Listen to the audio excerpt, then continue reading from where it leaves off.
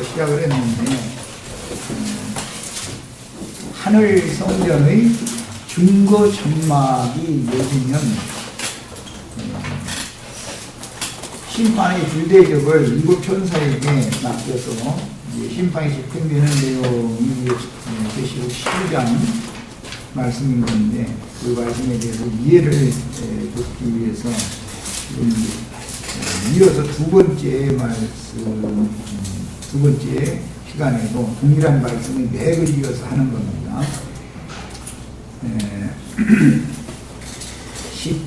계시록 11장 17절 같이 펴서 같이 읽어봅니다. 18절부터 읽겠습니다. 이방들이 분노하며 그의 진노가 내려 죽은 자를 심판하시며 좋은 자들과 성도들과 또 작은 자든지 큰 자든지 죄를 정의하는 자들에게 상을 주시며 또 자들을 멸망시키실 때로 쓰리라. 그때가 반드시 있는 거죠.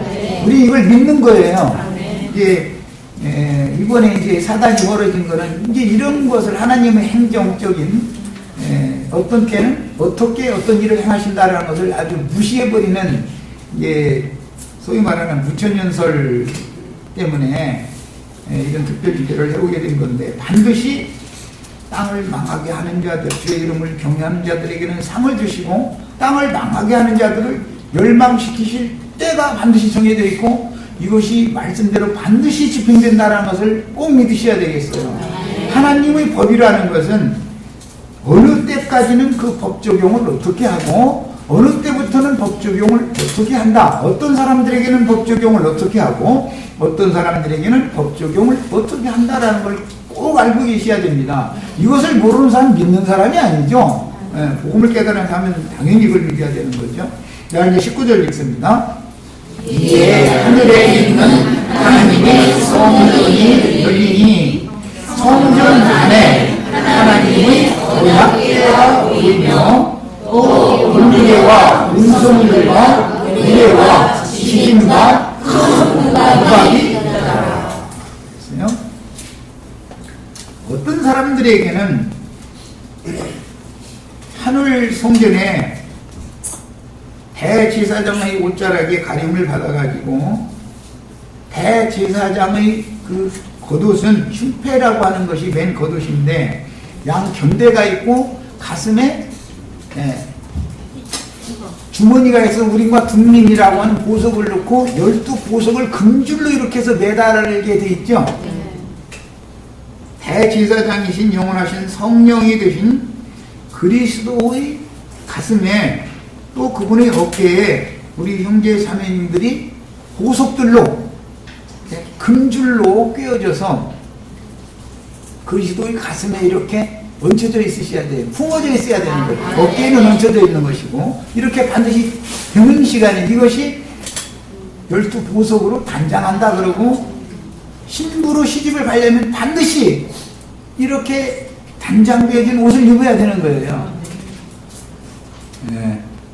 하나님 앞에 나아갈 때는 어린 양의 혼인, 하나님의 아들 예수 그리스도의 혼인이 있을 때는 모두가 다 하늘 아버지께서 은사로 보내주신 돈과 속전이라고 그래요. 돈과 예단을 가지고 가락지, 팔목걸이, 코걸이 등 예물을 만들어 가지고 신랑 신부의 혼인 때 이것을 교환을 하는 거예요. 그러니까 그것은 신부에게 신랑이 채워주는 것이지만 사실은 신랑 집에서 보낸 돈으로만 꼭 했어야 되는 거예요. 친정집이 부자라고 해가지고 신랑 집에서 보낸 돈을 이건 30까지 넘어가 근전 기왕이면 금돈 갖다가 줘서 비싼 좋은 보석으로 더 만들면 더 멋있겠다 싶어가지고 그렇게 하면은 혼인 예물 교환이 안 되는 거예요.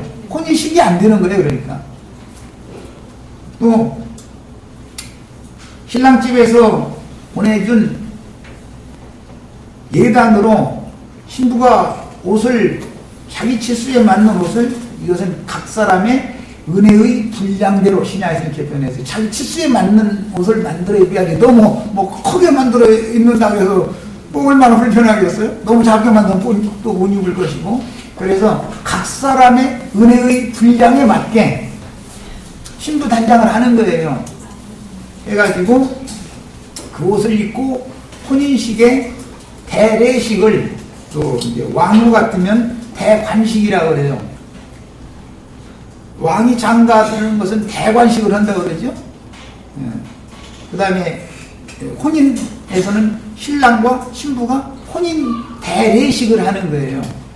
이것이 다 우리나라 사람들은 이 말을 다 알아들을 수 있죠. 서양 사람들은 이 말 몰라요.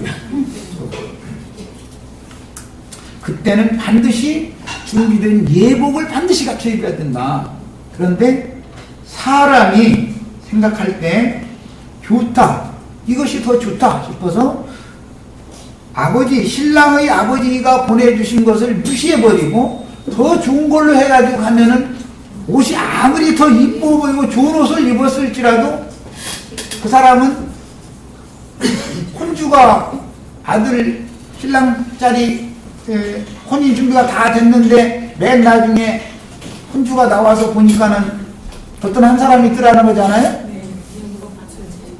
어떤 사람이었죠? 예복을 갖춰 입지 않은 사람이 그 자리에 있었어요. 그런데 그 사람을 어떻게 해요? 수족을 결박해서 바꿔놓는데 추천했다고 그랬어요. 사람들이 생각하면 아니 까짓는 거고 혼인 예식장에 말이요, 이런 옷 입은 사람도 올 수 있고 저런 옷 입은 사람도 올 수 있는 것이지, 이렇게 생각을 우리나라 이 풀어진 사람이 생각을 했지만 히브리인들이 혼인 예법은 절대 그렇게 함부로 하는 게 아니다. 오늘 읽은 말씀에 의하면 하나님의 성전이 열리면 15장에도 똑같은 내용인데 7 천사에게 7 불 대접을 맡겨가지고 이제 심판을 집행하는 내용으로 이어지는 말씀이 15장 5절 이하에서 나온 말씀이에요. 11장 19절에도 유일하게 하나님의 하늘에 있는 성전이 열리면 거기에 언약궤가 보인다. 11장에서는 언약궤가 보인다 그랬고 15장에서는 증거궤가 보였다 이렇게 돼 있죠. 법궤가 보였어요. 앞에 나오는 언약이라고 하는 언약 말씀으로 적용을 할 때는 그 아들 예수 그리스도와 혼인을 한 사람과의 관계를, 혼인 약혼을 한 사람과의 관계성을 강조하는 것이죠. 언약. 하나님께서 우리들을 언약 백성으로 삼았다, 이런 표현은 뭔 말이냐면 내 아들 예수의 신부로 너는 약혼을 한 관계다라는 것을 말할 때는 언약 백성이다. 언약을 강조해요. 그런데 심판 때가 이르르면 땅을 망하게 하는 자들을 멸망시킬 때가 실제로 오면은 그때는 언약을 강조하는 게 아니에요. 나의 언약을 배반한 자들은 이렇게 심판하리라 라는 말씀이 구약성경에 여러분 읽어보셨죠? 네. 반복해서 나오는 말이에요. 지금 내가 인용하는 말은. 그럼 나의 언약을 배반했다라는 말은 무슨 뜻이냐? 신랑 댁의 아버지께서 보내주신 신랑 댁 아버지 어머니가 정성스럽게 해서 아주 보내준 예단과 돈을 하찮게 여겼다 그래가지고 우리 친정이 부자니까 더 준 걸로 해서 가지고 간다 하고 한 거예요. 그런 경우는 하나님의 언약을 배반한 것이다. 그런 경우는 대관식의 왕후가 대관식 왕 옆에 앉는 왕후가 될 수 없고 신랑과 가약을 맺는 신부가 될 수가 없는 거예요. 오전 첫 시간에 모세의 율법과 그리스도 율법이라는 것이 무슨 차이가 있는가를 이미 잠깐 언급을 했었어요. 예복을 갖춰 입지 않고 아버지의 아들의 혼인 식장에 참석해서 수족을 결박당해가지고 바깥 얻은데 내침을 당한 그 사람이 허름한 남루한 옷을 입었다는 뜻일 것 같아요. 너무 빛나고 산뜻하고 좋은 옷을 입었다는 것일 것 같아요. 이해 다 되셨어요? 네. 율법의 의로는 흠이 없는 옷을 입었는데 그것은 하나님의 언약을 배반한 자들이 하는 짓거리다 이래요. 행위를, 옷이라는 건 행위를 말하는 것인데, 율법 행위, 율법의 의를 가지고 혼인식에 참석을 했더니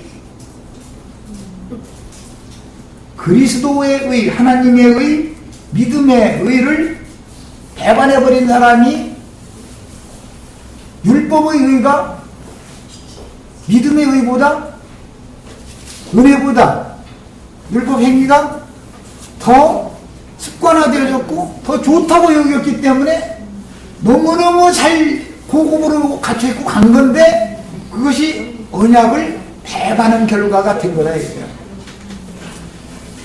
예수 그리스도의 구속의 피값을 무시해버린 거예요. 그리스도께서 새음과 새 마음으로 새 천을 보내주셔가지고 네 믿음의 분량만큼 해서 이 천으로 새 옷을 지어 입고 와라 그랬더니 하나님이 보시기에는 누더기 그지그지 상그지 옷인데 그가 볼 때는 너무너무 고급스럽고 다른 사람 보기에 좋아 보였기 때문에 그 옷을 입고 갔는데 저는 세상 말로 저는 말이요 은혜를 원수로 막는 놈이 어디가 있냐 이렇게 해서 그렇게 심판을 받은 얘기를 하는 거예요. 자, 이제 오는 세상에 이제 19장으로 이제 다시 갑니다. 5절부터 8절까지를 읽어봅니다.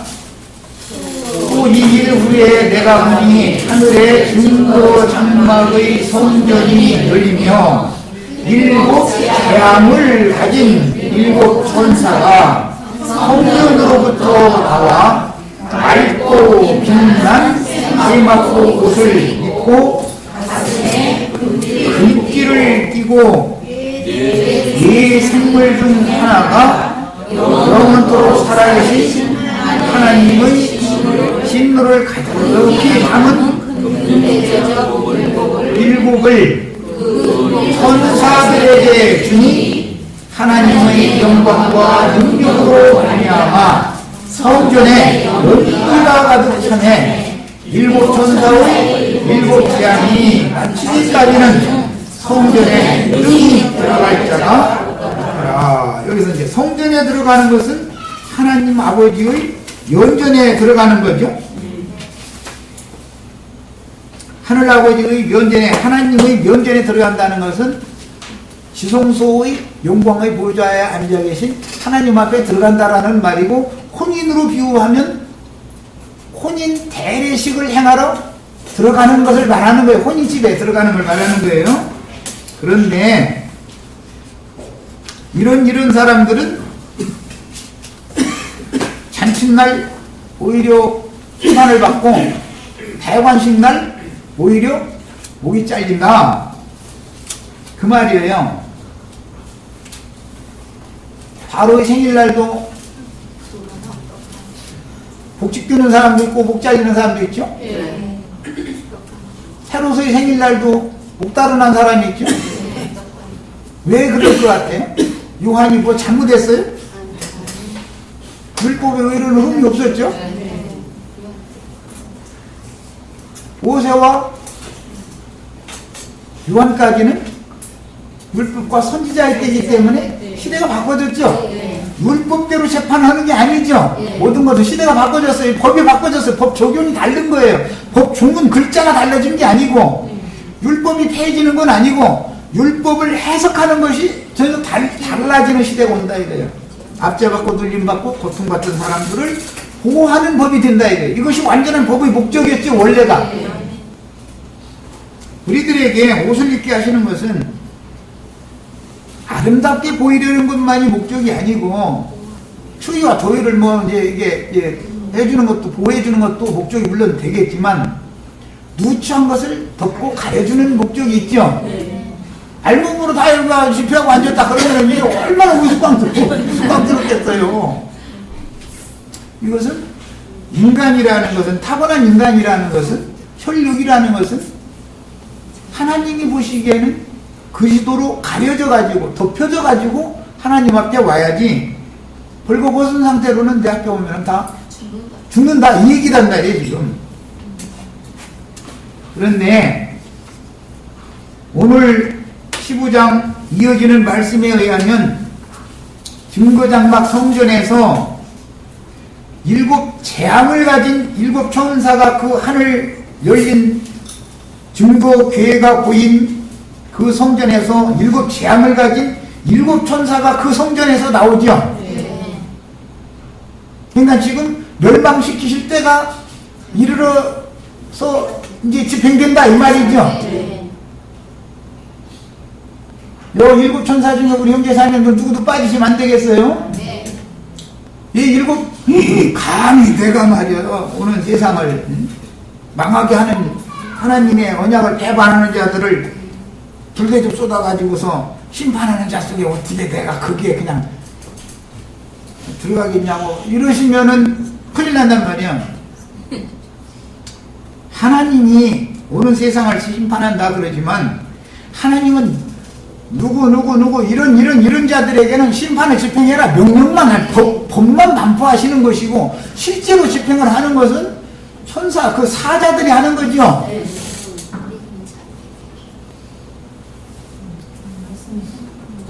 언약 안에 끝까지 머물러 있고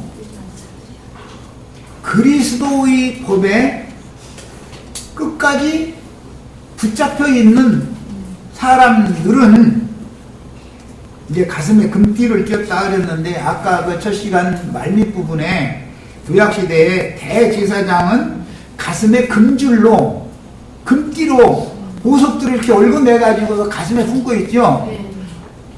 계시록 1장에도 보면 그 어린 양의 모습이 가슴에 금띠를 띄었다 이렇게 돼 있잖아요. 금띠라는 건 금줄로, 그 금띠는 괜히 띄는 게 아니에요. 보석들을 이렇게 붙들기 위해서 금띠를 띄는 거예요. 이 천사들도 보면 가슴에 금띠를 띄었다고 돼 있었죠. 6절 하반부에 세마포 옷을 입고, 이것은 보석옷이에요. 보석 옷을 입고 가슴에 금띠를 띄었다. 7 천사들도 예수님과 똑같이 가슴에 금띠를 띄고 있어요. 계시록은 7 교회의 사자들을 통해서 교회들에게 말씀하시는 중이죠. 성경이 말하는 의도를 아셔야 돼요.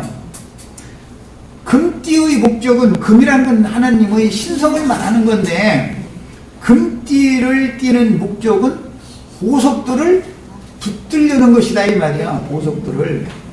이 땅에 교회 생활이라는 것이 뭔지를 아셔야 돼. 어떠한 목자들에게 어떠한 양무리를 맡기는 것은 그가 사람의 의가 아니고, 금이라는 것은 신성 하나님의 의다 이 말이야. 하나님의 의. 이사야 선지자 말에 의하면 공의의 띠를, 진리의 띠를 띈다 이렇게 돼 있죠. 의의 띠를 띈다 그래요. 이게 하나님의 신성이에요. 하나님의 오름과 사람의 오름이 어떻게 다른지를 이걸 구분할 줄 모르면 안 되겠죠. 율법의 의와 그리스도의 의는 다르죠. 그래서 모두가 다 예수 그리스도의 의에 같이 동참되어진 천사들이니까 7 천사들도 똑같은 금띠를 띈 거예요. 그 사람들에게 심판하는 권세를 맡겼다 그 말이에요. 오늘 우리 형제 자매님들 심판하는 권세를 맡기면 이 7 재앙을 담은 7 그 천사들의 손에 있는 대접이라는 것이 뭐냐? 이것은 구약 성경에서는 향단이라고 그러는데 금제단이라고 그래요. 금제단 제사를 하려면 반드시 향단에다가 향을 살려야죠. 향단은 금으로 만들어져 있어요. 그것은 지성소와 성소 사이에 있는 거예요. 대제사장이 1년 1차씩 그 향단에다가 향을 사두고 나서 향이 올라가면은 지성소에 들어갈 수가 있어요. 향이 연락이 되지 않으면 향내가 성소 안에 이렇게 퍼져서 하나님이 연락해 주지 않으면 지성소에 들어가면 즉사하는 거예요. 죽여버리는 거예요. 향을 사르기 위해서는 그 금제단에 불이 담겨져 있어야죠. 그 불은 어디에서 가지고 온 불이래야 돼요? 네, 마당에 있는 번제단의 불을 담아다가 향로의 향을 사르는 불을 삼아야 되는데, 제사장이 만약에 다른 불을 갖다가 향로에다가 담아가지고 향을 사르면 죽어요, 살아요? 죽어요. 그 죽은 사람이 누구죠? 나답과 아비후라는 사람이에요. 네, 나답과 아비후가 다른 불로 분양을 하다가 죽었죠. 네. 인간의 의, 율법의 의를 세우기 위해서 열심히 특심으로 날마다 기도도 하고 하나님을 섬긴다고 섬겼는데, 하나님은 그런 제사를 받지 않는다, 그 말이에요. 잘못 오해서 들으면 지금 그러면은 크리스마스 날인데 기쁘다 구주 예수 오셨네, 찬송하러 가고 뭐 절기 다 지키고 안식일날 지키고 11조 헌물 다 따박따박 내고 그런 생활을 그러면 무시하냐, 이제 이러면서 따질 수도 있어요. 그것은 율법의 의와 그리스도의 은혜의 의, 복음의 의를 아직 구분을 못하기 때문에 이 말이 이해가 안 되는 거예요. 말하자면 복음이 아직 완전히, 그는 신앙이 복음에 들어와 있는 사람이 아니고 율법의 저주에서 속량받은 사실이 아직 없다, 이 말이에요. 사실은 굉장히 어려운 부분까지 이제 와서요, 그런 사고를 끝까지 가지고 이생 너머에서 이제 혼인집에 들어갔을지라도 쫓겨나는 것이다. 율법의 의로는, 사람의 의는 하나님의 의를 힘써서 대적하는 결과를 가져오죠. 그것이 뭐 하는 짓이에요? 나의 언약을 배반하는 자들이다. 하나님의 언약은 그 아들 예수 그리스도를 세상에 보내는, 그 아들 예수 그리스도를 믿는, 그 아들 예수 그리스도가 새로 선포한 그리스도의 말씀대로 이루어진다는 사실이 믿어진 사람들만 의로 여기려주는 것이지, 종교적인 어떤 율법의 의를 다 행했어도, 다 행할 수도 없는 것이지만, 다 행할 수 없다 보니까 이제 위선이 나왔던 것이죠. 그런데 그것은 종교인으로 볼 때는 신앙의 종교 같고, 장로님이고 목사님이고 신부님일 수 있어요. 심지어 교황님일 수 있어요. 이게 다 좋아요. 그러나 믿음의 의를 배반하면 혼인집에 들어가요, 못 들어가요? 못 들어갈 뿐 아니라 설사 들어 있을지라도 왜 손을 결박하라고 그랬어요? 손만 결박하는 게 아니라 수족을 결박한다고 했어요. 발도 결박하고, 돼지 잡을 때 옛날 시골에서 돼지 잡을 때 이제 앞발 뒷발 양쪽 다 묶어가지고 이렇게 하는 거 다 보셨죠? 왜 그러는 거예요? 율법 행위는 그것은 하나님의 혼인 배반식, 혼인하고는 아무 상관없는 일거리다, 이 말이에요. 이것을 아셔야 돼.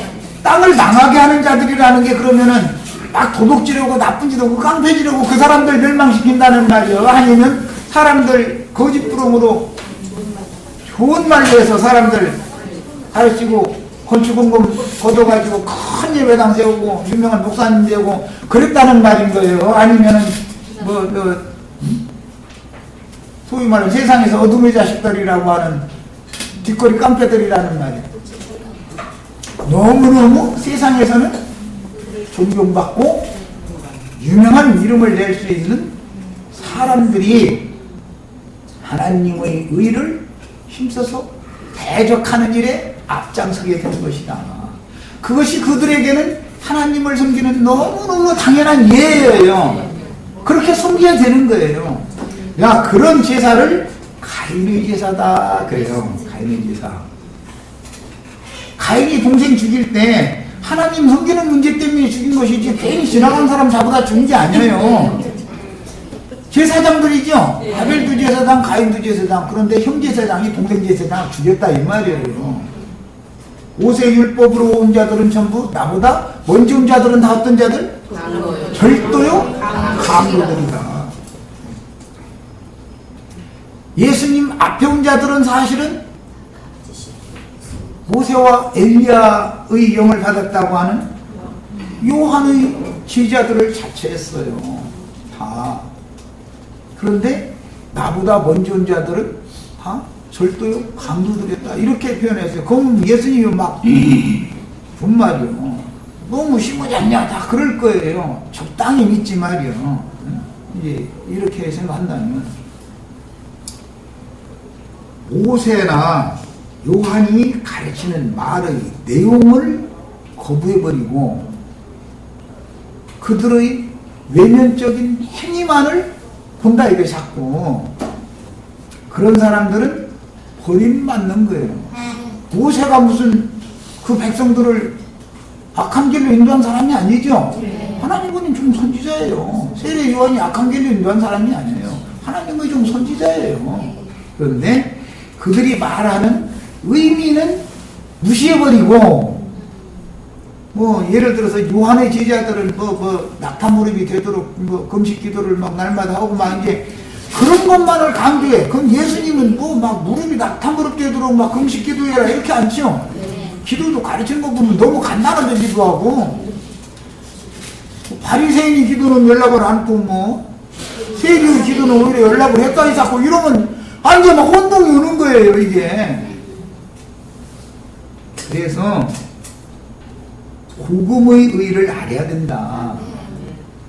복음의 의를 멸시하고 세상의 의를 주장하는 것은 마음에 새긴 율법의 저주 때문에 그러는 것이고, 마음에 새긴 율법, 본성의 법이라고 하는 양심의 법을 주어도 인간들이 양심을 속으로는 거슬리고 자기 양심을 자기가 속여가면서 사실은 행동을 엉뚱한 짓 하고 나서는 사람들 보는 데는 아주 너무 깨끗한 흰옷 입은 천사로 이렇게 보였으니까 하나님이 아니 너 그냥 속 있는 그대로를 좀 앞에 보여.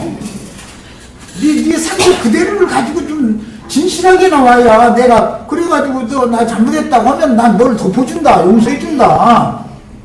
그 일을 위하여 내가 메시아를 보내가지고 구속을 이루게 해놨지 않냐. 그 피를 빌리고 그 피 안에 덮임을 받아야 되는 일이지. 왜 자꾸 나를 속이려고 그러느냐 이 말이에요. 세상에서 자녀를 기를 때도 보면은 자녀를 부모는 이미 용서를 하고 있는 거예요. 매질을 들고 큰 소리를 치고 또 다시 그럴 거야 안 할 거야 이게 다 잡고 그러는 것은 이미 속에서는 용서를 한 거예요. 문제는 돌이키라는 것이죠. 내가 잘못했다고 깨닫고서 회개하라 그 말이죠. 그 어머니가 매질을 자식을 할 때는 이미 속에서는 이미 다 용서한 상태에서 그렇게 하는 거예요. 그런데 이놈이 끝까지 고집을 부려. 그러면은 내 말은 이놈이 잘 안 들어먹는다고. 이것이 이제서 뭐 불과 15살 먹더니 이제는 나를 우습게 하래. 남편한테 얘기하면 그래? 또 이리 와봐. 너 나 가지고 입히고 먹이고 다 해서 낙방없이 도 이렇게 길러놨더니 제 혼다는 짓이 말이요. 왜 어머니 말을 우습게 한다며. 이제 그때부터는 아버지 손에 걸리면 죽어나는 거예요, 이제. 아니야. 세상에서도 그렇게 하잖아요. 그런 걸 생각해보면, 하나님의 마음을 사람들이 너무 모르면서 아는 체를 너무 많이 할 수가 있다. 복음을 모르면서 자기는 복음을 아는 것처럼 다른 사람들 앞에는 그렇게 말할 수가 있는 거예요. 행동도 너무 잘 믿는 사람인 것처럼 할 수가 있어요. 하나님은 서기관과 바리새인들을 화 있을진저 이 외식이라는 말은 위선자다 이 말이야. 서기관과 바리새인들이요, 너희가 어떻게 지옥 판결을 피할 수가 있냐. 이 지옥 판결을 받은 것은 그들이 외식 때문에 그런 것이지, 그들이 뭐 특별히 너 왜 이렇게 잘못했냐 잘했냐 그런 걸 가지고 말한 게 아니에요. 사람은 다 그럴 수밖에 없어요. 너나 나나. 그러면 돌아서라 이거예요. 돌아서라. 복음이라는 것이 복음의 능력이에요. 구원의 능력인데 이거 7뿌리다 그러는데 구원의 능력이에요. 그래서 이처럼 완전히 복음으로 말미암아 신앙의 터가 닦여져 가지고 복음에 따라서 그분의 약속이 언약이 나에게 실현되게 된 것은 믿음이 이루어진 거죠. 언약이 나의 것으로 확실하게 되어지는 증거가 나타나려면 믿음이 실현되어져야 되잖아요. 은혜를 주신 것을 나는 믿었는데 그 믿음이 나타나야 되는 거잖아요. 믿음의 증거가 이제 나타나야 되잖아요. 이것을 일러서 신부로 단장된 옷을 입는다 이렇게 표현을 하는 거예요. 그러니까는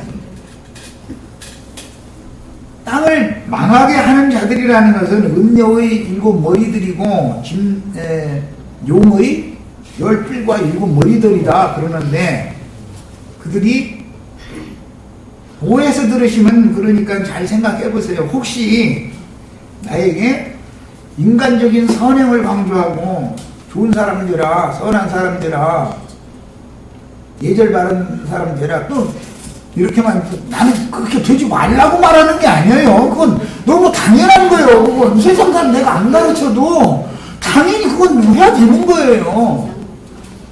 당연히. 그런데 그것이 구원의 터가 돼서는 안 되겠다. 그게 구원의 터가 아니고 그럴 수밖에 없는 심판거리밖에 되지 않는 그런 인간들을 구원하기 위하여 그 아들을 보내서 모든 것을 다 바치게 하신 그 값이 은 30이단 말이에요.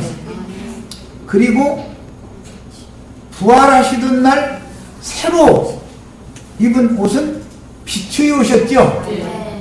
아무라도 그같이 희귀할 수 없는 그런 빛의 옷을 입은 거였죠. 이렇게 갖추어진 사람에게 오는 세상을 심판하는 심판권을 맡기는데, 이 일곱 천사들이 제단의 불로 땅을 사르는 사람들이었기 때문에 그 사람들에게 금 대접에다가 불을 담아가지고 맡겼다 그렇게 말을 한 거예요. 야, 번제단의 불이 금대접의 불이고 오는 세상을 심판하는 불로 심판하는 불이다 이 말이에요. 야, 그러면 이 사람들은 이 생에 사는 동안에 번제단에서 태워진 사실이 있는 사람들이겠죠. 이런 것을 무슨 소리도 모르는 사람들은 땅을 망하게 하는 자들이 될 수 있는 거잖아요. 번제단에서는 전부 기물이 노스로 되어 있는 기물로, 마당의 기물은 다 그렇게 되어 있죠. 그래서 노제단이라고 그래요. 향단은 금제단이라고 그래요. 그런데 노제단에서 심판을 본인이 옛사람, 천연적인 사람의 선한 사람, 옳은 사람, 좋은 사람, 나쁜 사람이 죽는 것은 쉽죠. 회개해라 그러면은 나쁜 사람, 내가 이제 뭐 남을 비호했다, 뭐 지나가는 사람만 이렇게 좀 자기하고 안 맞는다 해가 욕을 했다 가령 그런 사람을 돌이키는 건 쉽죠. 어떤 사람이 잘 돌이키기가 어려울 것 같아요? 그렇죠. 착한 사람, 옳은 사람, 이 사람은 사람의 선에 스스로 오치되어서 자기의 아름다움 때문에 교만해져서 하나님의 언약을 멸시해버리기 때문에 이 사람은 회개가 안 되는 거예요. 돌아서지지가 않는 거예요. 그래서 세상에서는 죄를 많이 접었어야 깊이 뉘우칠 것 같아요. 한 번도 죄를 저진 일이 없어야 뉘우칠 것 같아요. 우리 임용이 컨제 접었어? 그러면 내가 돌이키쇼를 말할 필요가 없어요. 그것만 전해주면 되는 거지. 그런데 저 사람 같아서는 안 되겠다. 적어도 나 정도는 돼야 된다. 만약에 이런, 이제 세상 말로 자부심이라고 그러는데, 이런 마음이 조금이라도 있으면 그 의를 가지고 그 옷을 입고 혼인집에 들어갈 수 있어요, 없어요? 없는 거예요. 지금 이 말을 한 거예요. 이것을 혼동하시면 안 된다는 말이에요, 절대로. 그래서 제단불과 다른 불이라는 말의 의미를 알아야 되고, 혼인집에 예복을 입지 않은 사람이 그러면 누더기 옷을 입고 왔다라는 뜻이 아니고, 육신적으로 볼 때는 너무 세상적인 표현으로는 좀 이 표현이 맞는지 뭐 좀 그렇지만 비가번쩍한 옷을 입고 온 거예요. 그러면 이제 그런 사람들은 세상을 살 때도 그래도 뭐 커피 한 잔 우리처럼 그냥 가서 저 100원짜리 저거 해서 물 타서 이렇게 마셔도 참 맛있는데 꼭 10,000원이나 20,000원짜리 한 컵에 그거 저 호텔 라비아 가서 그 이제 거기서 마셔야만 대화가 되는 거예요. 이제 그렇게만 늘 살던 사람은 그것이 습관이 되어 있기 때문에 우리 같은 사람을 똑같은 법 적용을 하는데 상류층 사람들과 우리는 생각하는 관점이 다른 거예요. 매사가 다. 세상 나라가 그렇잖아요. 이런 사고로 조금도 바꿔져 본 적이 없이, 즉 그 옛사람과 그 행위를 벗은 적이 없이, 즉 번제단에 혈과 육이 불살라지고 옛사람의 짐승의 피가 뿌려진 적이 없이, 혈육의 몸속에 돌고 있는 피는 짐승 피예요, 사람 피예요? 분명해요? 네. 내 속에 지금 짐승 피가 도느냐고. 그냥 거룩한 하나님의 사람 피가 지금 돌고 있는, 이러시면 예수 그리스도 피도 없는 거죠. 그래서 율법 제사는 짐승 잡아서 죽이는 거예요. 그건 무슨 뜻이에요? 천연적인 인간이라는 건 다 짐승이다 이 말이죠. 천연적인 우리의 생명은, 천연적인 사람의 생명은 다 짐승의 생명이에요. 그래서 그 피를 다 쏟게 만든 거예요. 그리고 무얼로?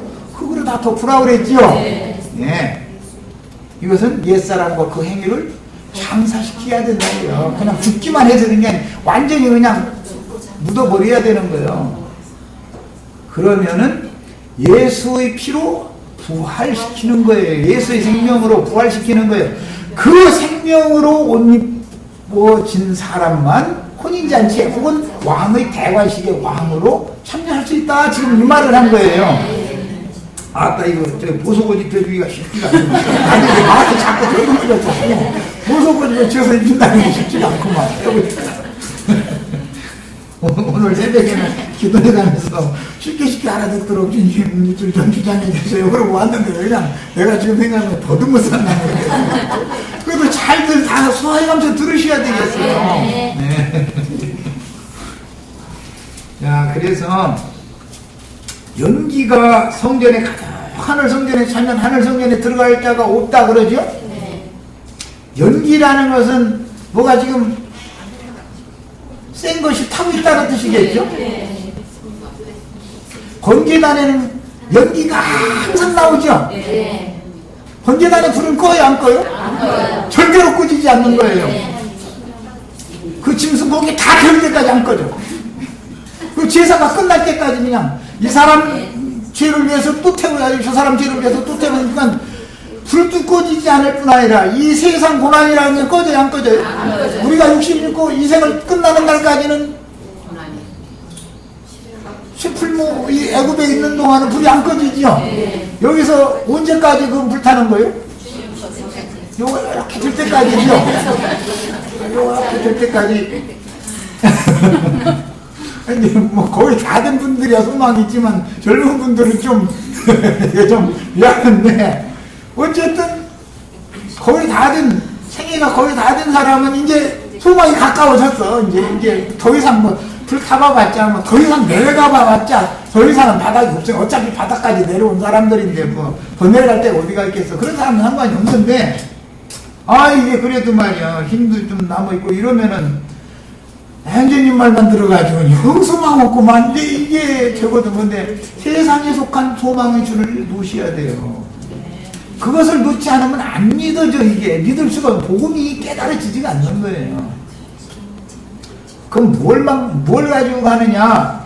나는 예수의 흔적을 가졌다 그랬는데 그 번제단의 불이 꺼지지 않는 숯불은 죄를 버리는 거룩한 곳이라는 것이 있어요. 거기다가 죄를 모아두는 거예요. 그랬다가 속죄절 날 백성들의 옷 다 벗어두들, 그러고선 옷 벗어가지고 오라 해가지고 그 죄에다가 성막 마당을 티끌 섞어가지고서 흐르는 물에다가 섞어가지고서는 옷 빨아서 새로 입혀주는 거예요. 그 속죄절 날이에요. 그날 옛사람과 그 행위는 벗어버리고, 정말로 광택나는 그리스도로 새 옷을 입는 날이에요. 그게 속죄절인 거예요. 이스라엘 절기 중에 그런 날이에요, 그게. 우리 형제 자매님들에게 이처럼 옛사람을 걷는 그런 제단을 통과한 체험이라고 하는 것을 얼마나 성경에서는 중요하게 여기는가. 그 체험이 담겨진 형제 자매님들의 영혼이 불났는 그릇이죠. 불은 육체가 세상에서 불시험을 당하지만 우리 형제 자매님들 계속해서 영광의 영이 오셔서 우리들을 지금 불시험 가운데 두고 있죠. 이것은 나의 혈육의 옛사람을 태우느라고 그러는 거예요. 실제로 이 죄가 담겨지는 거룩한 그릇은, 불대접 담는 그릇은 형제 자매님들 구원받은 영혼을 말하는 거다 이 말이야. 오늘 형제 자매님들 영혼에다가 번제단 불 다 지금 내가 한 그릇씩 주었으니까 이제 그거 잘 가지고 계셨다가 이제 쏟아 부어 하면 아멘 하고 나가서 다 쏟아 부으시면 되는 거예요. 이제 선지자들의, 하나님의 하늘의 불심판의 말씀은 선지자들의 입을 통해서 나오죠. 예레미야가 불방망이 불 쏟아붓는 말씀했죠. 예수님이 불 쏟아붓는 말씀하러 오셨죠. 사도들이 불 쏟아붓는 말씀하셨죠. 계시록 12장의 두 증인들이 하늘의 불을 내려오게 해가지고 불을 토해내는 말씀을 했죠. 자, 그 종 선지자들에게 증거하게 하는 말씀대로 대접을 쏟아 부으면 말씀대로 하나님 역사상에 집행한다 이 말이에요. 이것을 믿는 거예요, 우리는. 그 종 선지자들에게 증거의 말씀으로 주신 그 말씀이 증거궤, 그래서 법궤. 즉 심판은 뭐 법대로 하는 거죠. 법대로. 그래서 하늘의 성전의 증거궤가 보였다. 법궤가 열렸다. 이 말은 그 안에 들어있는 하나님의 의를 집행하는 법의 말씀이 열린다 이 말이요. 그 이제 오늘 우리 형제 자매님들 그 영혼 속에 다 지금 내가 이제 번제단에서 태워진 경험이 있는 여기에 그 법대로, 즉 혈과 육은 반드시 심판한다. 이건 법이죠. 피로 사신 영혼은 반드시 구원한다. 이건 법이죠. 절대적인 법이에요. 이것은 뭐 누구도 변개시킬 수 없어요. 이 법대로 하는 거예요. 형제 자매님들이 이제 심판할 권위를 다 가졌죠. 능력과 권세로 옷을 입으셔야 되겠어요. 누가복음 21장 27절이나 24장 49절에 보면 능력으로 옷 입는 얘기가 나와요. 누가복음 21장 27절 한번 보죠. 이번 시간 좀 걸려. 그래도 읽어보죠. 자, 차정근이 읽습니다.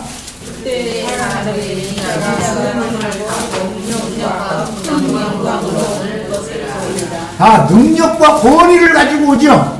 주님이 그 능력은, 하나님 여호와의 능력은 예수님께 주셨고 주님은 사도들에게 주셨고 오늘 저는 우리 형제 자매님들에게 이 능력의 옷을 입혀주는 중이에요.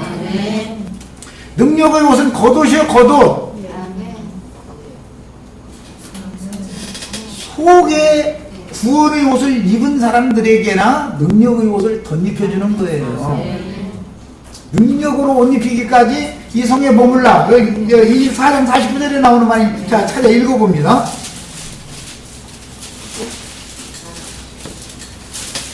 이 24장 49절 누가복음.